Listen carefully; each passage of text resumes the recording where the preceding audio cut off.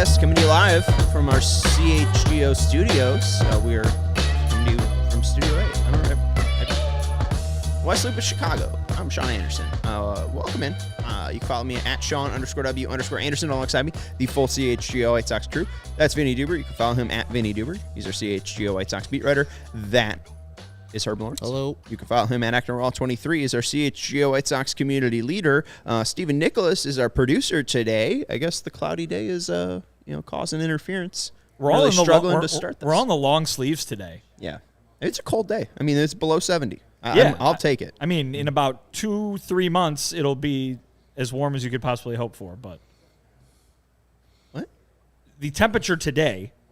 Apply it to 2 or 3 months from now, and it would be a scorcher. We'll be hoping for this weather then. I got you. But no, it's nice out. Mm-hmm. And now you just got me thinking about snow. Thanks, Vinny. It is nice out. All you got to do is turn around and look outside and go, oh, I live in Chicago. That's right. I'll just go for a little walk, and then I'll feel better. Hello, friends. Hello, everyone in the chat. How you doing? Make sure you're hitting that thumbs up button. Make sure you're commenting about Sir Goosington or whatever your thoughts may be. We got some chats and some questions from our diehards in the Discord that we'll get to. I see AJ, who's been very active in the CHGO lounge, and we'll get to his question, Ian's question, and make sure, hey, if you got a good enough question, I'll monitor that, and we'll get to it later on in the show. But today, weirdly enough, we're going to talk about Jerry Reinsdorf, because it's been about a week, but I'm still pretty flabbergasted at him speaking. I wanted it. I was kind of crying before he did it the day before, like, oh, Jerry Reinsdorf needs to do this. Michael spoke up when they changed the guard from Garpax to AK and Mark Eversley. He stood up for the decision. Jerry needs to speak. Oh, boy, did he. I mean, you guys, I'm still shook from this. I can't believe that he said all of what he said. About Diamond Dave Eckstein. I'm glad he spoke, but the content of what he said in that conversation with Vinny and the media people, not good. Not good at all. I mean, at least he was honest. I've been asking for honesty from the White Sox for a long time, and I thought what he said was his truth. I did not like some of the answers, like the laughing off of going after the best player in baseball and Shohei Ohtani this offseason. As a starter off point, it's like I'll give Chris whoever he needs to get back to winning in 2024, except for even trying to get the best player. And yes, they were not going to get him, even if they tried to, because, the history of the White Sox. But that goes into why Jerry Reinsdorf and the White Sox are in the place that they are. One of the reasons why, because they don't go after the best players in baseball when they're available, because he has his own mindset of, this is how I win games. Remember in 2005, I won that thing, didn't spend big money for a championship there, so I'll continue doing that. But, yeah, it was a shocking thing to hear Vinny say, hey, yeah, Jerry's going to speak with us. And I was like, whoa, I didn't even know that was going to happen. That was like, what? I don't know how early you got that information, but you told us before the Chris Getz press conference. I was like, wow, I didn't even think he was going to be there.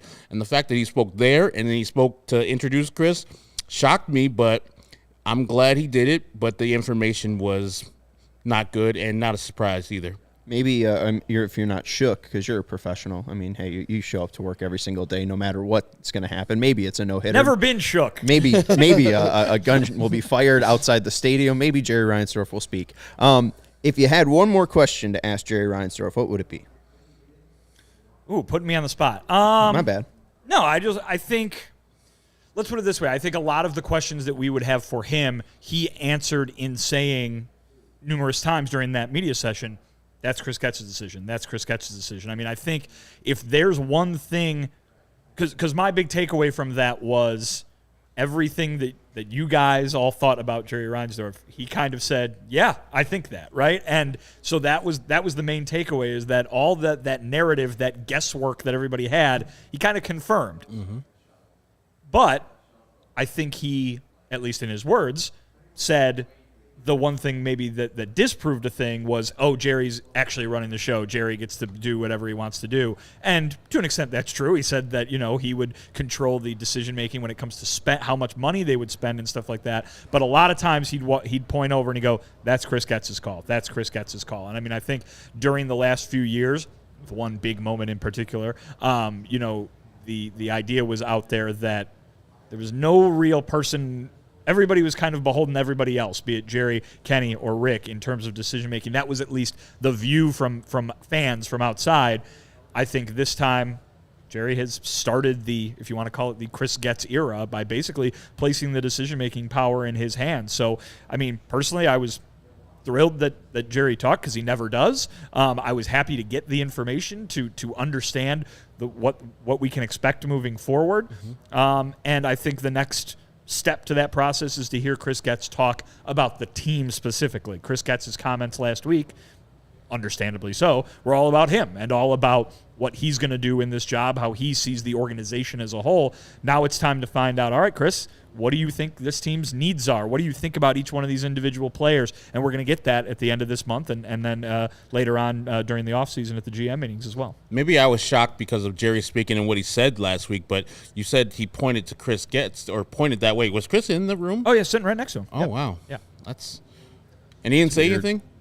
No, because he knew he was going one of the early questions was directed at both of them, Uh-huh. and I believe you even heard it in the audio. And Jerry said, "Oh, when you get to talk to him, he can answer that question," Okay. kind of thing. So we were understanding at that point that we were in there to ask questions to Jerry. Kind of an awkward situation for Chris to be in there and have people ask the guy who hired him, like, "Why'd you hire that guy? What's so good about this guy?" But hey, I guess that's part of the show, I guess. Was it in the same room that they introduced Getz in? No, we were in Jerry's office. Okay. Yeah. It's Yeah, never remember been it that said clean. clean, Yeah, yeah. it's never been that clean.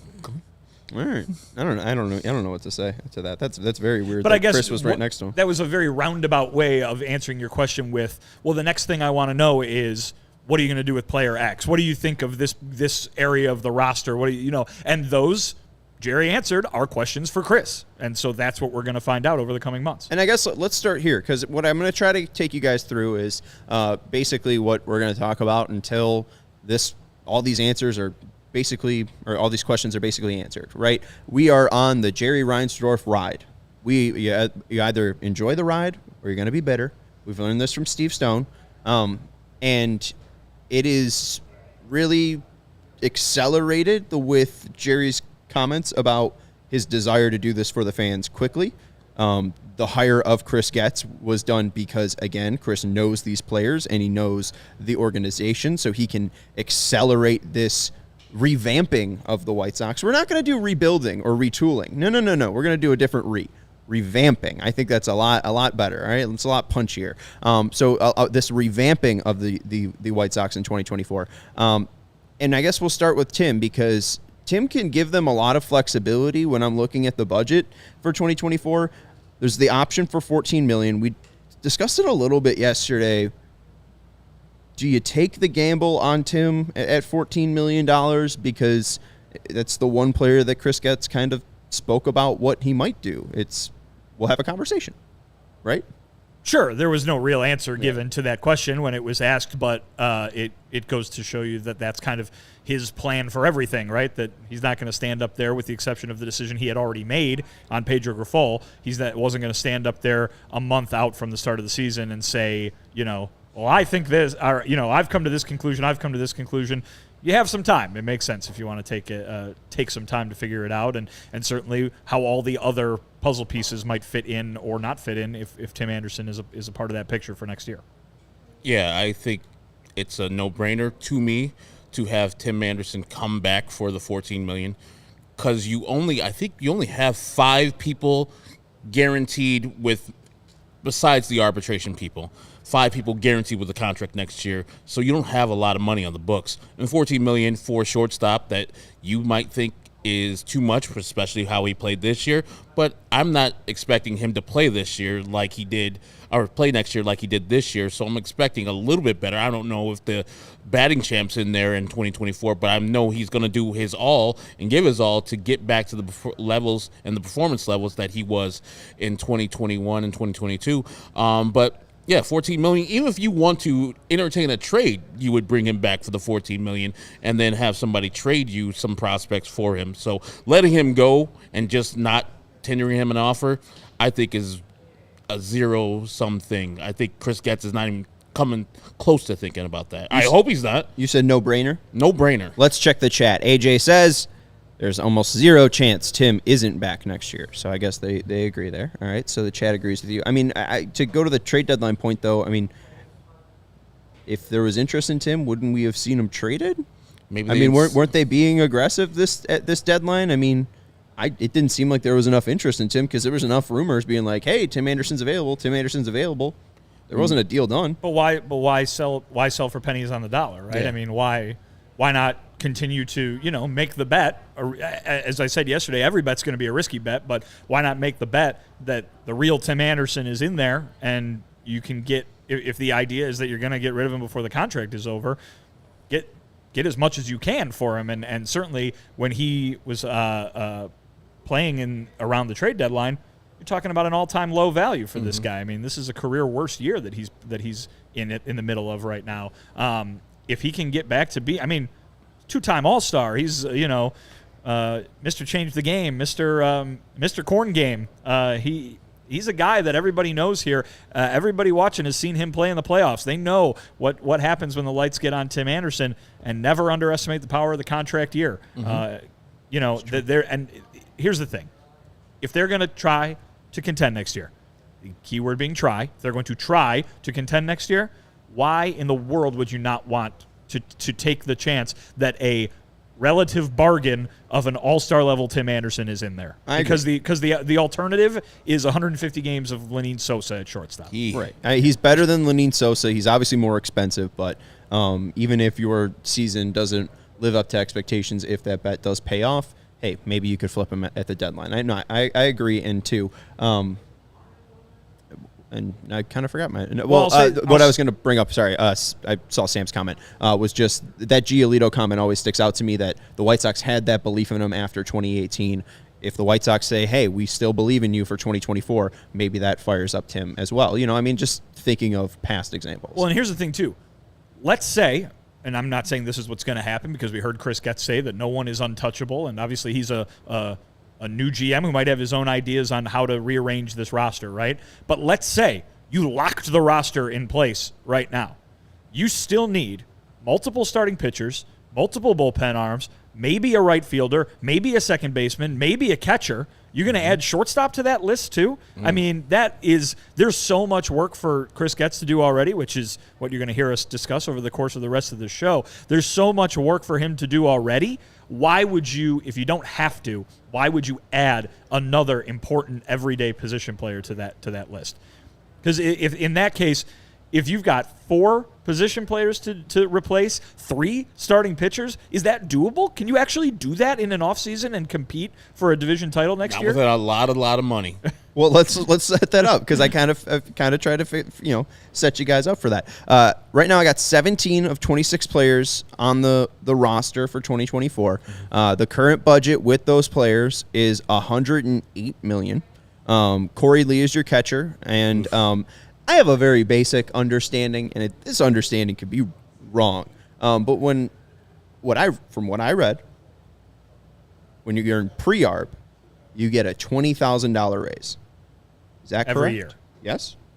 Okay. Sure. It's right around. I mean, all right. $20,000 sounds like a lot to us, but to a professional baseball player, you're still talking about basically league minimum, right? I mean, exactly. Yeah. No, that is league minimum. Right. And so that's my assumption. If I'm wrong, hey, maybe I'm wrong. I'm not perfect. But Corey Lee, $740,000.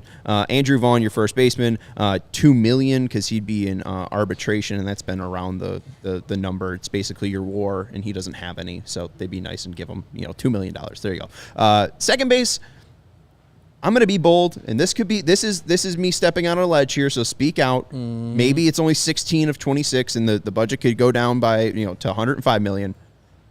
Elvis Andrus. No, I'm out. Come on. It just doesn't seem realistic. Because he costs a lot of money. I know $6 million is not a lot of money, but he's not $6 million worth of player. I said $3 million. Huh? I said $3 million. He's not $6 million. Well, he's not $3 million either. You can get $3 million on the scrap heap. You can get Elvis Andrus is the scrap heap. Yeah, but you can get better. You can go. Lenine Sosa get you the same production Elvis Andrus gets, and he's making pennies. Elvis Andrus has been the best hitter since August.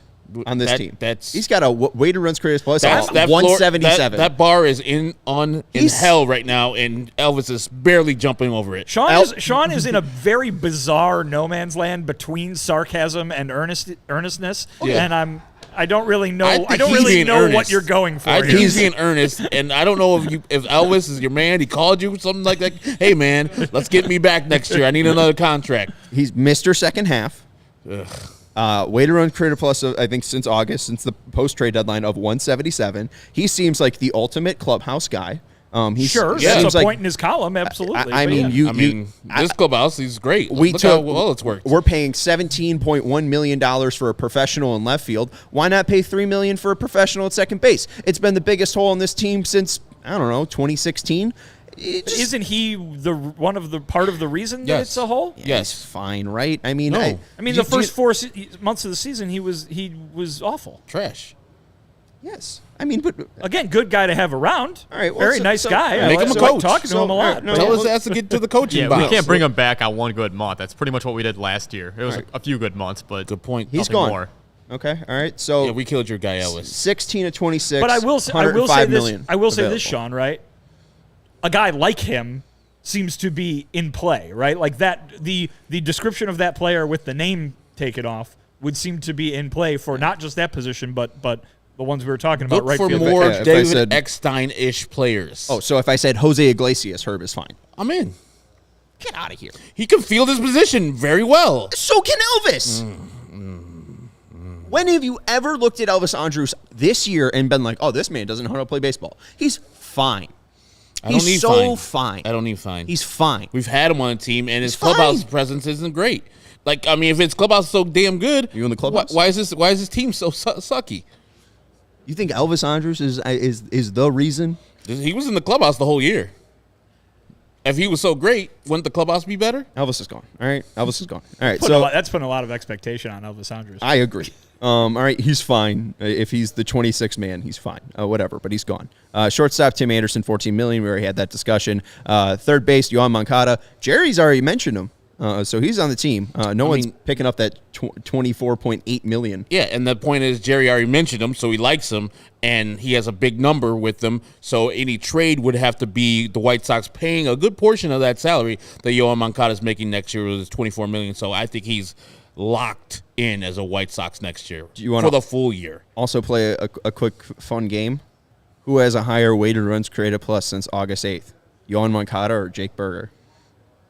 Since August 8th. So it's very cherry-picked. I'm going to go with Yohan Moncada. Yohan Moncada. Is that true? Oh, just because of home runs? He's got more home runs probably? Maybe. I don't know. I saw it on Twitter. Because Berger's hitting like over 300, isn't exactly. He? So, shout out to Yohan Moncada. As we know, he's a better defender, and that's why he's making $24.8 million. Maybe 2024 is his year. I'm rooting for Yohan. Left field, Benintendi, $17.1 million. Center field, Luis Robert Jr. We keeping him? Yeah, we're going to see. Yeah. $12.5 million. Andrew Benintendi's making $17.1 million. Luis Robert Jr. $12.5 million. I mean, I don't know why you're mad about that. Contracts are signed at different times. I'd like to point it out. Like that's a good job by whoever signed Luis Robert to the extension, right? Yes. I think it's also going to be helpful to a point I'm trying to make later. Your best player is making $12.5 million. Awesome. It seems like a great time to be aggressive. Yeah. Right field, Oscar Colas will give him a little bit of we'll give him a $20,000 raise, $740K. DH Eloy Jimenez, $13.8 million, also making more than your best player. Bench Trace Thompson, bringing him back? No. All right. So he's batting under 200, Sean. Hey, I don't know. He's got more walks than hits, I believe. Still, they acquired him. That they did. Hey, we need walks. All right. Yeah, but his hits are not that many. His walks are not that many either. I don't want it back either. Romy. He might be the sole reason that the White Sox avoid that worst walking team of all time distinction. Romy. Okay, we can get rid of him today. Cut him just today. Saying, he might be the reason. I don't want might end up the reason. I don't want that. Romy, bringing him back. Fine. It doesn't matter. He might be in AAA. Who knows? You can't trade that guy. Ben Zobrist was in this studio today. We can't trade him. He's Ben Zobrist type. Yasmani Grandal said it. I think it's Yasmani. Yasmani Grandal said it so himself that you can't trade that guy. You don't think he's going to be a bench? He could be a good play every I position. mean, he had some pretty significant surgery here. Yeah, he could be a fifth. Wonder what his infielder. outlook is for when he would be ready to make a full return. Okay, so that brings us down to 14 players. This is becoming a real difficult exercise here, guys. Okay, so we'll get to the pitchers, and that's definitely not clear. The point is that I'm trying to get, well, let's actually take an ad break, but let's play some audio first. The point I'm trying to set up here is Jerry Reinsdorf, a week ago, when he fired Rick Hahn, fired Kenny Williams, his reasoning was this, Stephen. What is it that I owe to fans? And I think one of the things that I owe to fans is to get better as fast as we can possibly get better. The speed is of the essence. I don't want this to be a long-term proposition. And in the meantime, I don't know how many conversations I had with Chris, and it became clear to me that he would be one of the major candidates along with these outside candidates. And then when I started thinking about the speed that I owe the fans, I realized that if you bring in somebody from the outside, it's going to take him a year. He's going to have to evaluate everybody in the organization. I could bring Branch Rickey in if he was available, and he'd have to evaluate everybody. So you'll lose a year. And here I had somebody inside who was very, very competitive, and it might even have been the guy that I would select if I had to talk to all these other guys. And so the thought, so I came then to the conclusion that if I've got a guy inside who can do the job, why not? Why not do it inside and save a year? And that's basically how I got to Chris. Why not? If he could do it, why not? Why not do it? If you can do it, again, I think that's pretty solid reasoning. Why not? He owes it to you, the fans, to do it as quick as possible. And what I'm trying to set up is you got Corey Lee catching, you got Andrew Vaughn at first base, Tim Anderson at shortstop, Yohan Moncada at third base, Andrew Benintendi in left field, Luis Robert in center field, Cole Haas in right field, Aloy at your DH, no one on the bench, no one playing second base. You got Cease and Kopech because you have to. Jesse Schulten is cheap, so he's probably back. Nope. Okay, Herb, you're making this impossible. We're replacing half the roster. Starting pitching 4, you need to replace. Starting pitching 5, you need to replace. Aaron Bummer's back. Garrett Crochet's back. And Groot Santos is back. But you probably need, about 5 more relief pitchers. So we're replacing half the roster, and you got $102 million or so right now to do that. He owes it to the fans. Let's take a quick break. I want you guys to think, okay? We're going to look at some pitchers. I want you to think, you're going to get about $40 million to spend, okay? That's it? How are you filling out the rotation? I'm Jerry Reinsdorf. Mm-hmm. You're Chris Getz. If you need more money. We're both Chris Getz? Yes. Okay. If you need more money, you got to come ask, all right? And we're going to see how that conversation goes. But I'm going to take a quick break and let people know about our friends over at Ray Auto. Ray Auto is having a grand reopening, and you want to head over to Ray CDJR, Chrysler, Dodge, Jeep, Ram, their grand opening on September 9th. Get your ducks in a row because it is the grand reopening of Ray CDJR in Fox Lake. Flock in September 9th and celebrate our Get Ducked event with free prizes and your chance to win $1,000. Plus, during Jeep Adventure Days, get employee pricing on all new 2023 Jeep Gladiator models. The grand reopening of Ray CDJR, Ray, Chrysler, Dodge, Jeep, Ram in Fox Lake is only on September 9th, but our savings are all month long. So go check out our friends at Ray CDJR, again, for their Get Ducked event with free prizes and your chance to win $1,000 on September 9th, and get employee pricing on new 2023 Jeep Gladiator models at our friends over at Ray CDJR, serving the community since 1963. Also want to let you know, and this was the whole synergy, got the Get Ducked event, Goose Island. All right. Finally. So the all-bird ad break. Wait, we gotta go Royal Goose? Yes. No, this is it. This is the all-bird ad break that I had been hoping for earlier in the week. Okay, but Very exciting. how do we get the Sir folks Goosington? wanted Sir Goosington? Yeah, I mean, people you want just need Sir to make Goosington. you need to make it more natural. You just need to drop it in there at some random point. All right, well, throughout that's no. Now you're forcing it, Steven. Where is he? He's not here. He's late. He's yeah. late. All right. He brought a ton of goose with him. I Yeah, don't know where all that goose went. The pyramid has been wheeled away. There was a massive amount of Goose Island. We're going to have that at our tailgate this Sunday. So make sure you're coming out and checking out CHGO. We're supported by Goose Island Beer Company. It's been Chicago's beer since 1988. Their beer roster includes Oktoberfest, the Beer Hug family, the 312 Wheat Ale, the Full Pocket Pills. I don't think we got any Oktoberfest dropped off, but there's going to be... I got some the other day at the store. At the store? Mariano's. It's in the fridge. I might have to have one tonight. A cold one. Yeah, a cold very, one. Very Yeah. nice. But they dropped off some Full Pocket Pills. They dropped off some 312s, and they dropped off even the samplers of the Beer Hug family. Steven's going to try out the Juicy IPA. So make sure you're checking out Goose Island. They have ultra fresh brewery exclusive beers at Goose Island's original brew house on Clybourne Avenue in Lincoln Park, or from their tap room on Fulton Street in Westtown. I bet they're probably tapping Oktoberfest there right now. As we speak. As we speak. So you can go check that out. Goose Island Beer Company, Chicago's beer. And on September 10th, we should probably plug the tailgate. And maybe the new Bears merch, too. I don't know if we have the graphic for that, Steven. Sorry, I'm kind of throwing this stuff at you. But we do have the new Midway collection with Week 1 just around the corner on Sunday. We got the Take Da North podcast, Chicago versus Everybody, and that nice, cute little bear there, and the Greg Bragg's Meatball Island sweatshirt and shirt. I know you like the orange one, Vinny. It's a nice color of T-shirt. That's for sure. Nice shade of orange for you. I do like the blue and orange too. That's great. It works. You're a Illini. Yes. And there's the Die Hard only sweatshirt as well for the Meatball Island one, which I, with my employee discount, bought, and I'm very excited to wear. So shout out to Greg Rags. I like the meatball wearing a hat with a little mustache. It's fun. It's cute. I'm excited to wear it. All right, and we also got the tailgate coming up. It's the best in the city. We got a new location. It's an upgraded location. Our weirdo diehard fanatic Greg Braggs found like the perfect spot, was very intent on finding the best tailgate spot, and we're now going to have a ton of Goose Island there. We're going to have a ton of crazy Bears fans just like you out there. So if you are a diehard, use your 20% off link to buy tickets to the tailgate, but head over to allchgo.com and get your tickets to September 10th for Bears Packers tailgate. And I heard they got some firewater barbecue over there too.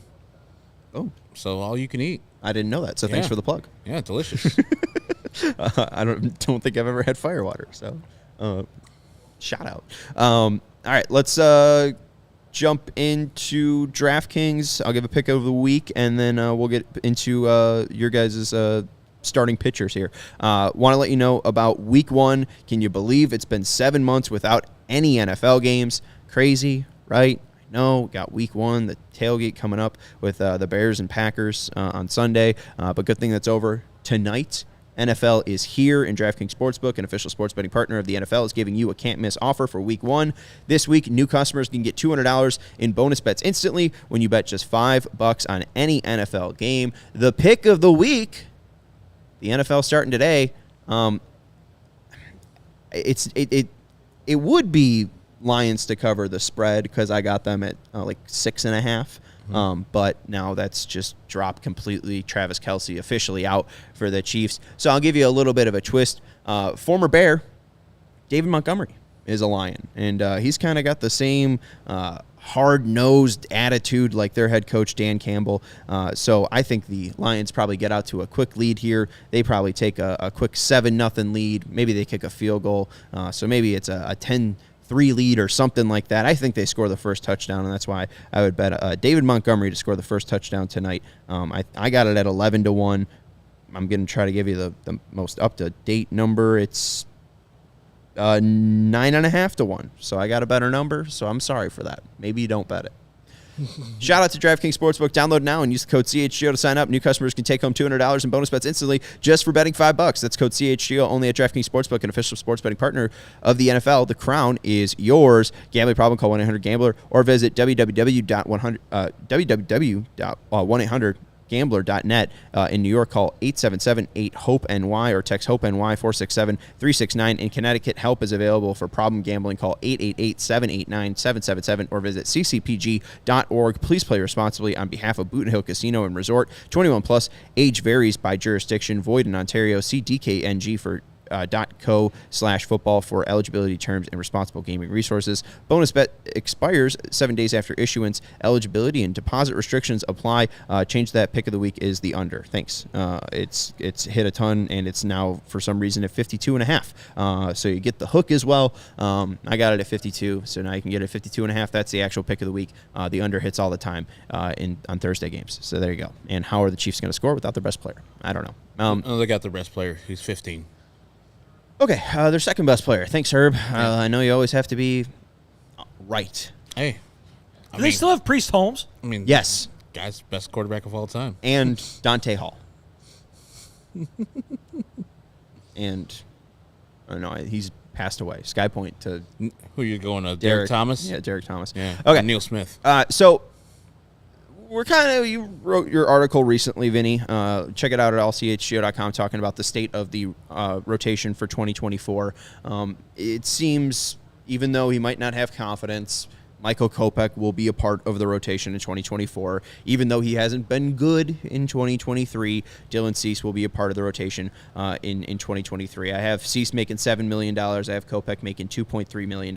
Again, I am not Rick Hahn. He was fired, but he had a job for about 20 years because he could budget. I can't budget my own life, let alone a MLB baseball team. So I gave my best shot there. But how are you guys going to fill out starting pitching spot 3, 4, and 5? Because you said no to Jesse Schultens. I did. I tried to give you a layup. He's only making $750,000. I'm really good. You're You're breaking Jesse Schulten's major league dreams. Way to well, go, Herb. Well, I'm not fixing 3, 4, and 5. I'm fixing 1 because we don't have 1 yet. So you either have Again, to. you always have to be right. I mean, this is what the show is about, right? Me giving my Just opinion. fill in the last 3 spots. That's all the point is. No.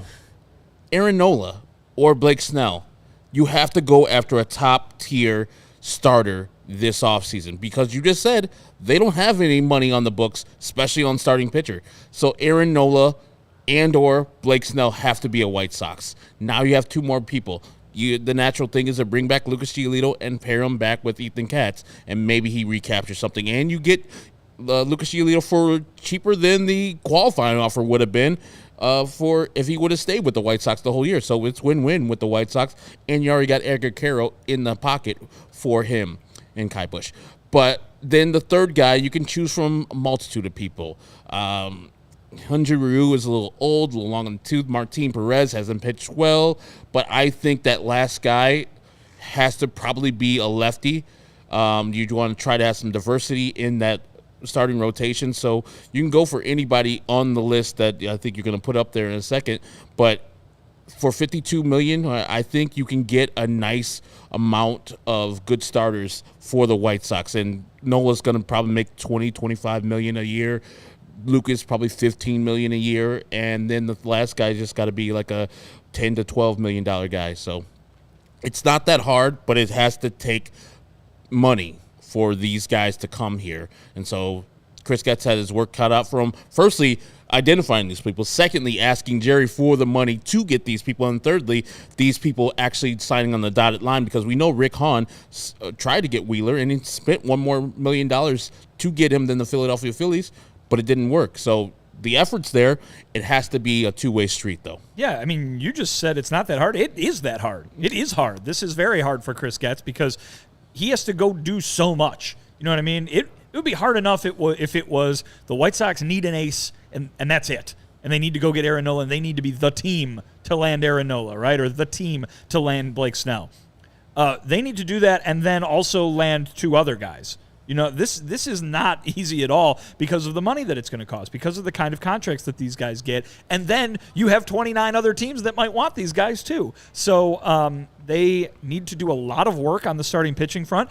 They should bring back Jesse Schultens. They should bring back Touki Toussaint as their 6th and 7th starting pitchers. Perfect. They need depth. They need guys that they can call up here. We have no idea when these minor league guys are going to be ready to go. All that being said, that's me operating under the impression that they're trying to make the playoffs and win and compete for a championship next year. Certainly, you would think that that's what Jerry's opinion is that they should be doing, because that he's out here saying they need to get that done as quickly as possible. But has Chris Getz identified that as quickly as possible might not mean 2024? We don't know. So I think, you could argue, and both Jerry and Chris brought up the strength of the division, which is very weak, the worst division in baseball probably. Elephant in the room. The elephant in the room. Does that mean you're going to go get 3 mediocre starting pitchers on 1-year deals, because they could theoretically help you win the AL Central if everything breaks right for you? I don't know. Does Chris Getz look at the starting pitching in the minor leagues and say, boy, that 2025 rotation is shaping up to be really, really good and really, really cheap at the same time? Do we not need to go break the bank on multi-year deals? Because here's the thing. You say they're going to save money maybe on Giolito if they were to bring him back, because he'd be making less than the qualifying offer. But that's a 1-year contract, the qualifying offer. Mm-hmm. Lucas Giolito has not pitched so poorly that he's not going to get a 3-year contract, right? We got Jerry Reinsdorf out here saying he's not going to give, quote, a 10-year deal to a pitcher.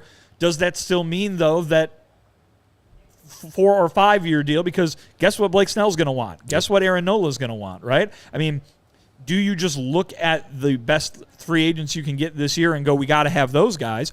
Or is Chris Getz, as he probably should be doing, plotting further out down the road and saying, yeah, maybe Aaron Nola matches up with the guys that we got coming 2 years from now. Maybe there's a second baseman out there that we can get right now, but we're going to leave catcher and right field as question marks because maybe 2025 looks better in that regard. I think those are all things. We're not going to get the answers from him to all that. That's not usually how GMs talk, where they come out and say, yeah, next year we might be mediocre. Who knows? But but I think those are probably things that Chris Getz has in his head. Well, and that's why when you bring up, we don't know what Getz's intention for 2024 is. Right. Maybe he evaluates this team and says they can't compete in 2024. That makes me sick. Because we played the audio from Jerry Reinsdorf saying, I picked Chris because I owe it to the fans to do it as fast as we can. If you want to do it as fast as you can't be saying, oh, we spent a lot of money this year. We spent $180 million. What you need to do is upgrade every single position. So what you need to do is spend major league money to fill out your major league team. It's that simple. I'm sorry I'm trying to be that basic, but if you want to be a competitive team, go be a top 10 team that spends in Major League Baseball. Sure, but I guess what I'm saying is you just spent the first half of this show talking about how some of those guys who are not playing up to Major League quality are locked into their spots, right? I mean, right, but look at this roster and tell me, is it your opinion? Everybody can have their own. Chris Getz can have his own. Jerry Reinsdorf can have his own. I can have my own. In your opinion, is as quickly as possible, does that mean 2024? I think that you can. With the way this roster is a little locked in? Thank you. So let's play. You're welcome. Our little clip here. We have this clip from May 1st, because you said something, Vinny, that at first when you said it, I was like, I don't know where the hell you're going with this. I'm ready to jump over and start screaming at you. But then you throw out this little stat, and it's my favorite stat, and I still quote this stat. And this short popped up on my YouTube feed recently, so I'm going to take you into my YouTube watching habits. But here is what we said expectations were for Pedro Grifol's 2023 White Sox after they went 8-21 in April. And here's what we said on May 1st. Where do I see this team realistically at the end of the year that I'll say, yeah, that was a good year? The answer is making the playoffs, and the only way they're probably going to make the playoffs is by winning this division. So winning the division would be considered a good season based on where they are. But I will add a little bit to that and say last year was the 122nd season of White Sox baseball. Mm-hmm. They have made the playoffs 11 times. In 122 years, they've made the playoffs 11 times. You said it, not me. That's not good. It's not good. But the point then should be that if they were to make it a 12th in year 123, that's worth a thumbs up. That's worth if you are a White Sox fan, that's worth being happy about. But it doesn't mean that you should settle for that. Yeah. But it's worth being happy about, particularly after you watch them go 7-21 in their first 28 This games. is the golden age of White Sox baseball. And after I've watched them go 54-86, I will settle for playoff. Like, I will settle for the playoffs. It'd make you happy, right? wouldn't it? Oh, it'd make me so happy. I would love the 12th appearance in 124 years of White Sox baseball. But if Jerry Reinsdorf is going to come out and say, I owe it to the fans to do it as fast as we possibly can, as fast as you possibly can, Jerry Reinsdorf can excel this by spending the money. And when we go into you saying they need to sign Snell or Nola, and you bringing up, like, how much is that actually going to cost? We look at last year's free agent class. There was DeGrom and Rodon.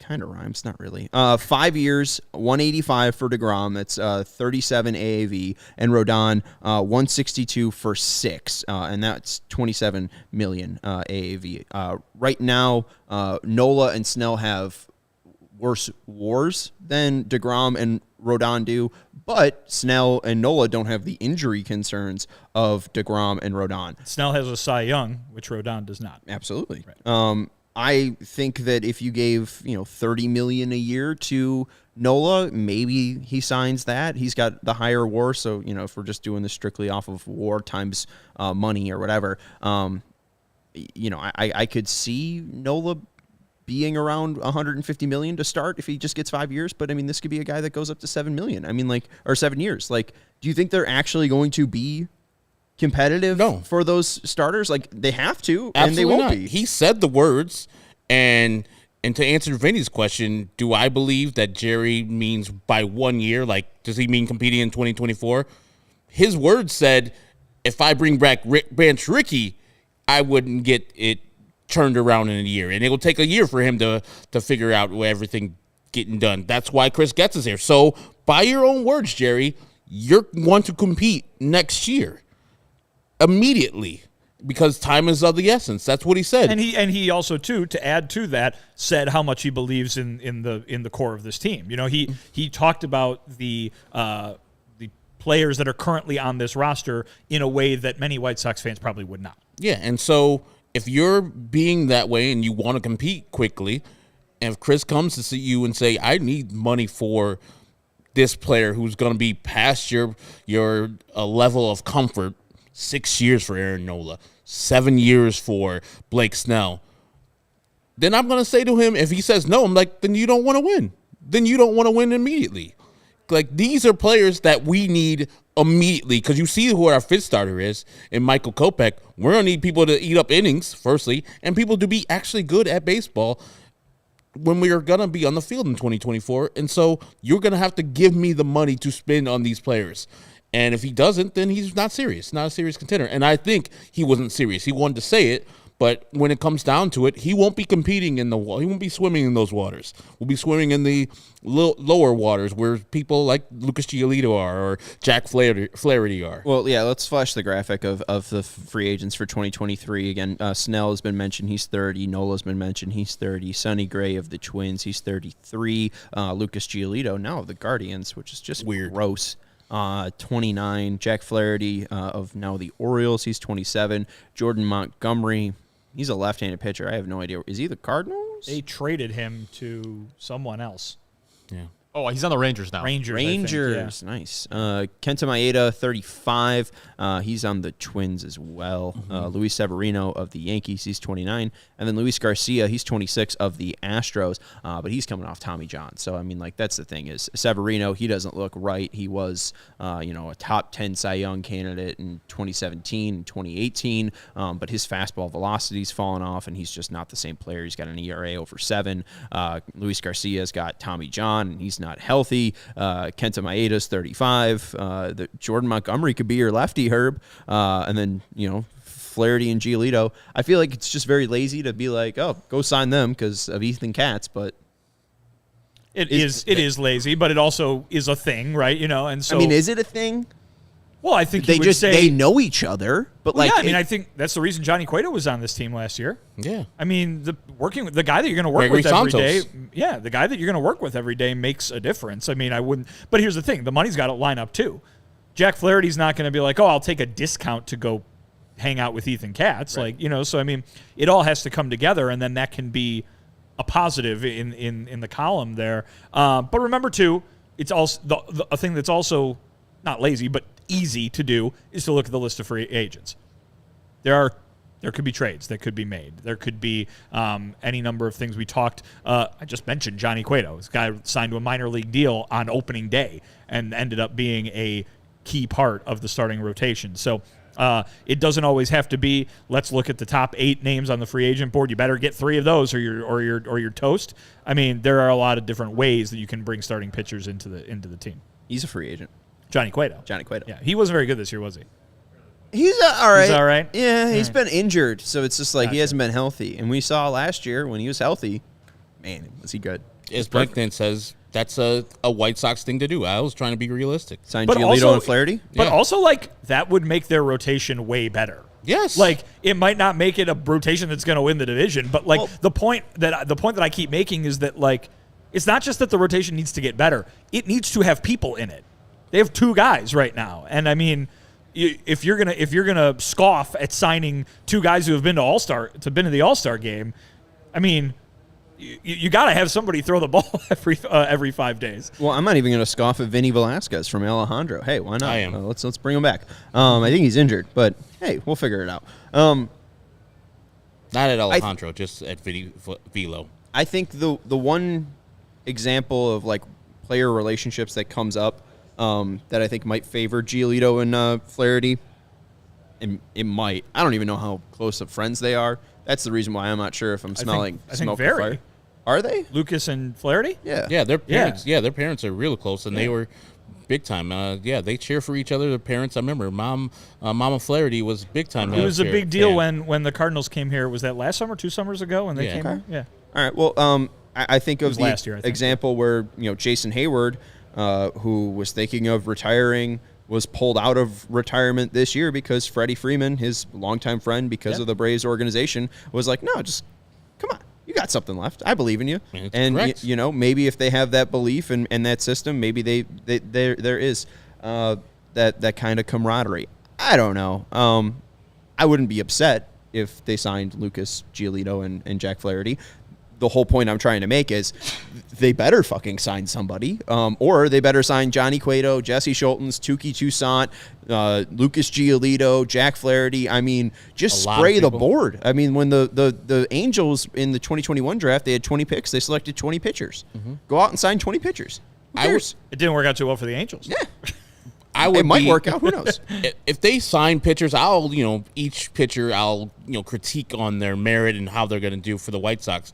But if they don't sign pitchers and they're just like Nastrini and Mena and Schultens and or Tukey are coming back and they'll fill out the rotation, I'm like, then you guys weren't serious. That's a rebuild. Yeah, you guys. That's what a rebuild looks like. Exactly. You guys weren't serious about winning.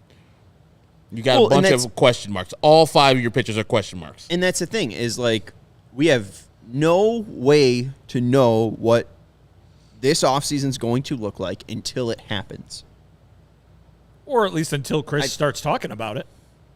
Right, but as we said, Rick Hahn kind of stopped speaking in September of last year. I mean, the next time that Chris might speak might be post-season, in October. But that's, sure, but that's fine. That counts.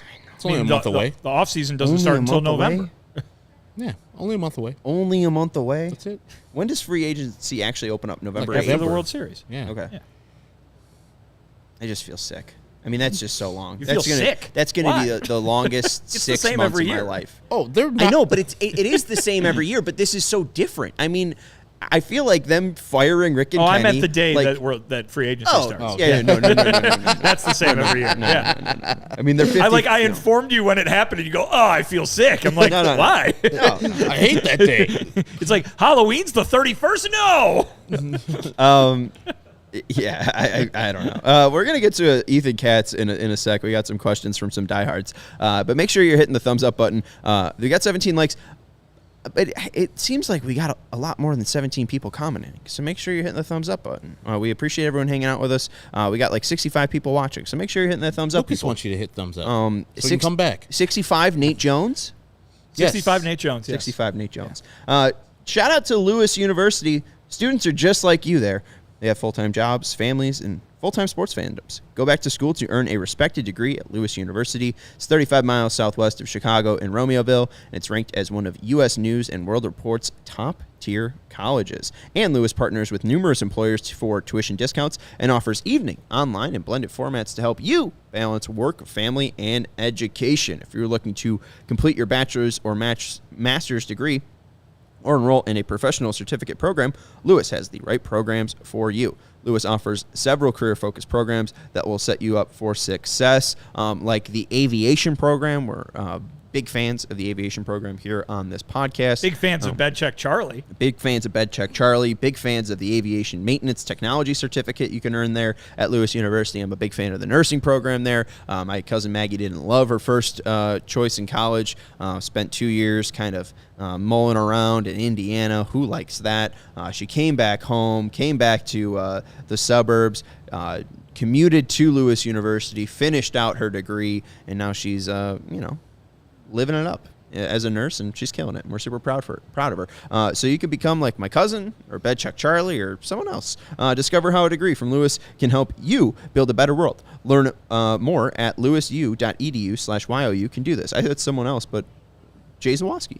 Yes. Our CHGO Blackhawks podcast host. You could become like Jay Zawoski. Do you think Jay was ever the guy in the Bed Check Charlie suit? No, he's a sweater like me. He would never, you'd never survive in that. Lewis, we should ask Jay though about his run-ins with Bed Check Charlie. Okay. Yeah. I mean, we're gonna have to fill time. I mean, I don't know how many times we could just have this. What is the 2024 rotation discussion? I bet you we can have it a lot. Yeah. We're gonna try. Hey, we got 23 likes. Andrew Benintendi, shout out. lewisu.edu/YOU can do this. You guys ever been in a mascot suit before? No. I was. No. Yeah? Which one? I used to work for 101.9 The Mix, and they had a sponsorship with Chick-fil-A. So I was the cow. You've been in one of the Chick-fil-A cow costumes? Yes. A very popular spot was Ogilvy train station, which was a very nice thing to be in when we were there, because we'd be standing there and they'd be giving out gift cards to just people getting off or on the train. The nice thing about Ogilvy is there's no air at all. It's very hot. Mm-hmm. It's kind of like a dome. It's kind of like Miller Park. It's just kind of like a domed area. So when it's 95 degrees, you're just cooking in the cow Chick-fil-A suit. So it was an experience. Wow. And back when I was commuting from the train back from Wheaton to Chicago, there was no Chick-fil-A in that Ogilvy, so it's weird to be there handing out gift cards. It wasn't for the Ogilvy there. It was just for people in the Chicagoland area. I mean, they worked anywhere. That's weird. I don't know. It wasn't my promotion. You're going back to the suburbs. There's tons of Chick-fil-A's in the suburbs. Yeah, they are. Yeah. Anyways, want to let you know, when I was in Ogilvy train station in that cow mascot suit, all I would want is for a little escape. And Sunnyside Cannabis Dispensary would have been able to help me out there. It's your home for judgment-free cannabis shopping, a place where all kind of visitors are welcome to explore, discover, and purchase a wide array of high-quality products. Sunnyside has everything you need to elevate your football season. No matter where you are in your cannabis journey, they have easy online ordering, in-store pickup, and great transparency loyalty program, Sunnyside Rewards, so you can get rewarded for all the purchases you are making. It is it's our Friday. We're off tomorrow. We do our Thursday shows on a Friday. So who made you feel good this week? NFL. I'm ending basically my Friday. Some NFL football after the show. Going to take me into the Friday. That's what's making me feel good this week. Herb, I don't know if you're going to pick up some good news, but those will probably make you feel good this week. Already did this week at Sunnyside. There you go. You got gummies, rechargeable vape pens, and carts, perfect for great moments with the crew. So through October 15th, head to sunnyside.shop and use code CHGO25 at checkout for 25% off your total order. You get one use per customer, and it's not stackable with other promotions. That's not only for new customers. Anyone can use our code, so pick up everything you need to elevate your summer. Must be 21 plus or an Illinois Med card holder. Again, code CHGO at checkout for 25% off your total order at sunnyside.shop. I never know what I'm saying half the time with those ad reads. Those are always fun. All right, let's go to the CHGO Lounge. We got our lovely, lovely diehards. Thank you to the 26 likes. Avi. One of the three Garcias. Make sure you're hitting the thumbs up button, but we appreciate you guys getting us up to 26. Let's go to our first question, though. This is from Ian in the CHGO Lounge. A lot of talk about culture this year. Pedro's trying to set Boy, has there been a culture. Yeah, I think Ian's kind of getting sick of it. When it comes to saying culture is wrong, no one has ever defined what is bad. So the question is, what is bad culture? Has Vinnie Duber seen that bad culture? Not really. I mean, I think that a ton of focus goes on to this, and because people are looking for an explanation as to why things are so wrong in the win-loss department, right? And so I think a lot of attention goes towards, the culture must be wrong, everything must be crumbling inside the clubhouse. For the most part, I've seen a lot of guys going about their business as they normally do, whether they're winning or losing, with the difference from 21 when they were winning to the last 2 years being they were slightly less happy about it. What I can tell you the team has said pretty much over and over again, including Jerry last week, including Pedro multiple times, including Rick before he was fired, that they did a lot to address the problems with their clubhouse culture at the trade deadline by sending certain guys out of town. So I'll let everybody else put the pieces together on who those guys were and what that meant. But I think they had personalities that were not working with each other, and they did their best to get rid of who they thought were the problem actors in that regard. Does that mean everything's fixed? No, and that's why Pedro keeps talking about what he can do to continue fixing things, what he can do to lay down his principles and his philosophies that the players can follow. I think that's basically what they've said in terms of very much specifics, what they have done, what was wrong, and what has been done to fix what was wrong. But again, I don't think you can trade 3-4 guys and say, that's it, everything's fixed. That being said, no one's going to be asking any questions about clubhouse culture if their record was reversed. And Rick said as much, right? Rick said that they had clubhouse issues in 2021, but they won 90-plus games. They won the division. They went to the playoffs, and nobody was asking about it because the only time this thing comes up is when things are going poorly. And so the number one thing they can do to make this talk of negative culture go away is win. It might not make the negative culture go away, but it'll make all of the questions and the somewhat tiresome explanations about it not exist. But I also think that it's Rick and Kenny's fault for noticing in 2021 and not doing a damn thing about it. Like seeing it just because the results were good, like, oh, we're good. Well, that's not what he said. But he said he saw it in 21. He said they were there and they'd been working on it for a while. Now, again, what does that mean? They definitely failed. But yeah. But like that's what I pick up with the Cubs. I mean, I know this is a White Sox thing. You see the culture there. That team wasn't supposed to be the team that it is now. But people like Dansby Swanson, people like David Ross have been building a culture of winning and picking up their teammates when their teammates are down. I was listening earlier to the CHGO Cubs. They're talking about when Seiya Suzuki was down on his luck and like struggling and getting benched, not playing a lot. Dansby Swanson's like, hey, man, you're fine. You're Seiya Suzuki. You can do this, that, and the other. And picking your teammates up, not just laying them on the wayside. Enjoying each other's time with each other. And also talking baseball after the game. Not being all 26 people just who happen to be on the same team. Being a cohesive unit on the road, going out with each other.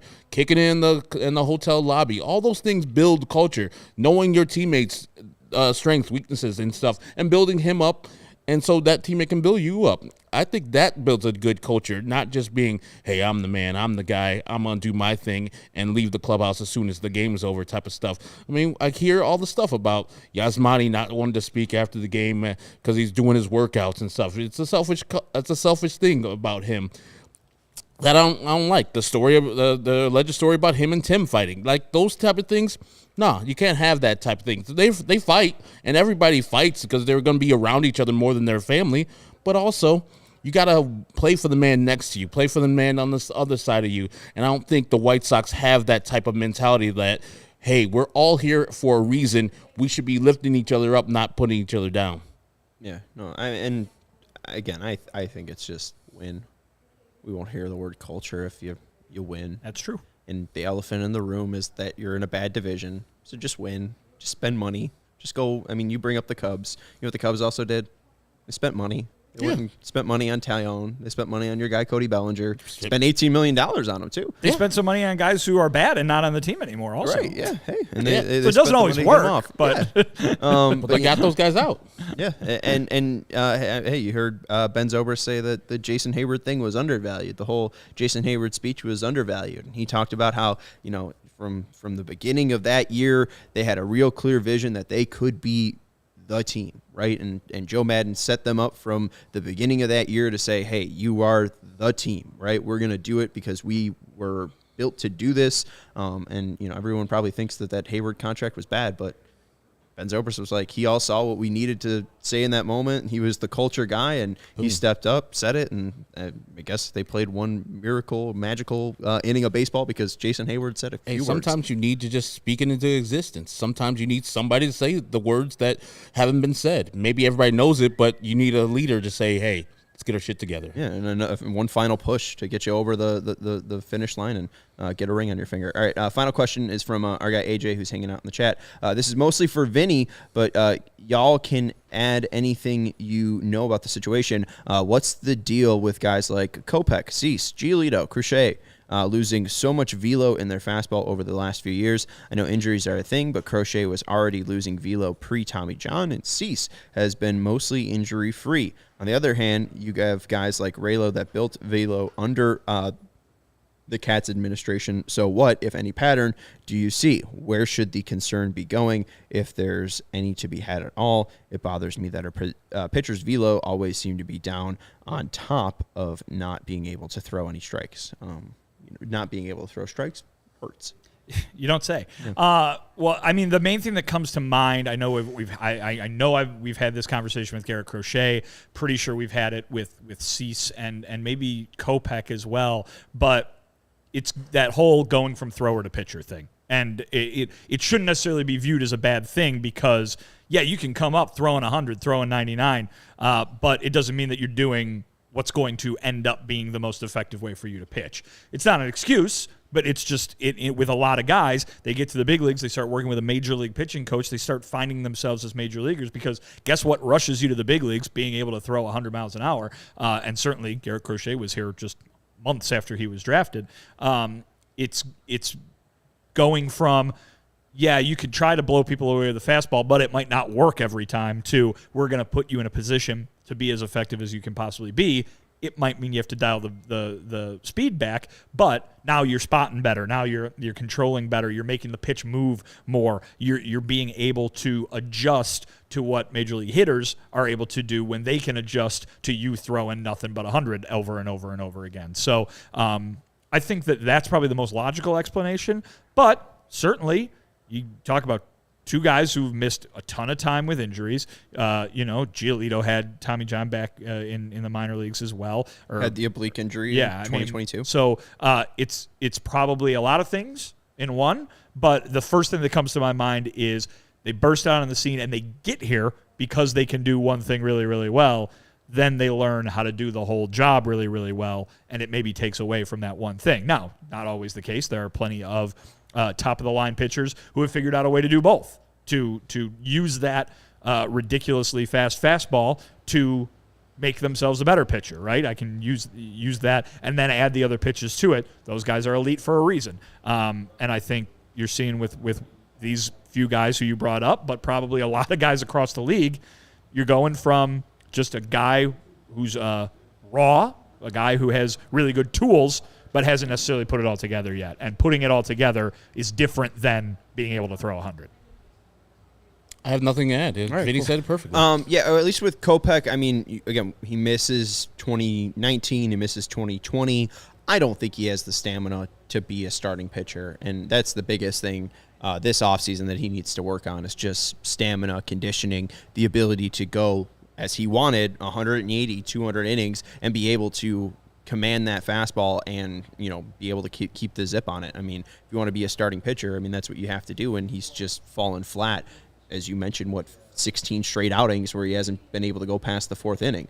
Like, again, you need that stamina and that gas tank to deliver every 5 days, and Kopech just has not been able to do that. He needs to build up that gas tank.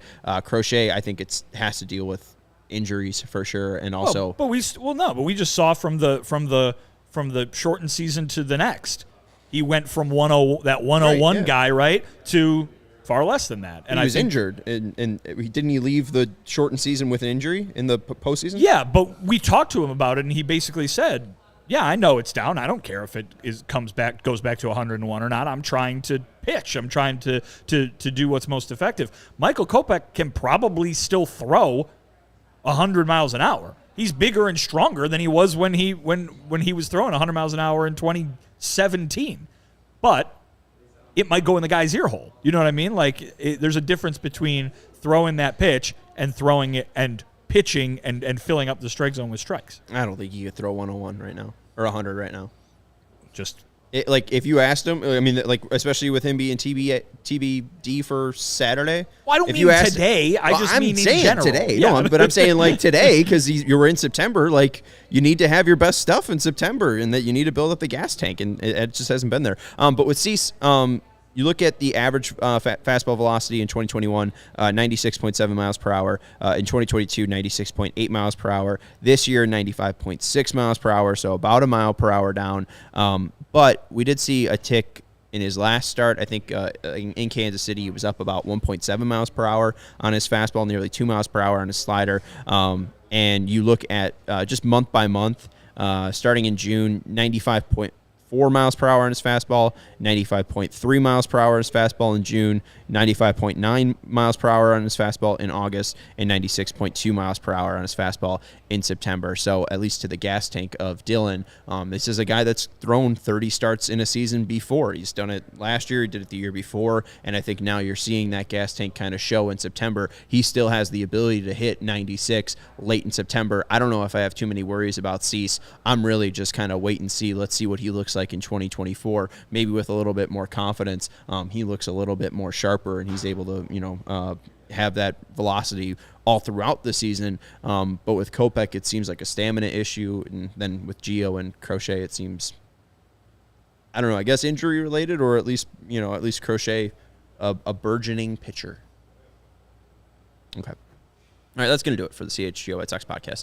That's Vinnie Duber. You can follow him at Vinnie Duber. He's our CHGO White Sox beat writer. That's Herb Lawrence. You can follow him at Ecknerwall23. He's our CHGO White Sox community leader. And I'm Sean Anderson. You can follow me at Sean_W_Anderson. Thank you to Stephen Nicholas for producing the show. We're at 29 likes. So if you're out there, please hit that thumbs up button and give us that so important 30th like. We'll talk to you Sunday.